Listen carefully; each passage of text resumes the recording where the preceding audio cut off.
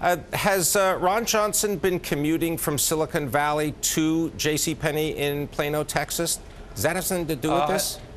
I wouldn't expect to see a lot of him in Plano, Texas going forward.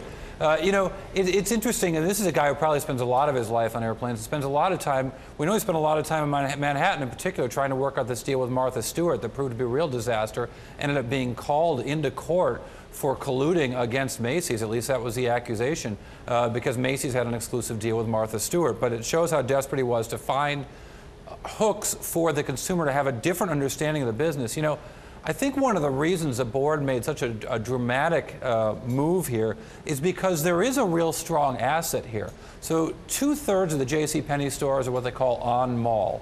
That is to say, they're in a shopping mall, but their average rent is just $4 a square foot. So they have long-term anchor leases that are over time expiring. And yet, you know, Hillary made mention of apparel. 45% of the sales for this company is apparel, but they've done it before Ron Johnson did it by discounting and discounting and discounting more because they couldn't attract the name brands. So I think the communication here that the board didn't have a disagreement with him in terms of direction suggests that there's not going to be a big change, that they want to continue to go towards direction of going more Sephora, less Walmart, if you will. They want their consumer to imagine a higher price point. The average price per sale of an item at JCPenney was, I believe, $14 last year. And they want to get that number up while they try to bring some costs down here. But the cheap rent, the more than 1,000 stores, 2/3 of them in shopping malls with that cheap rent, is an asset here that they really think that they can still be put to use if they can start to reshape that brand. Ron Johnson obviously ran out of time.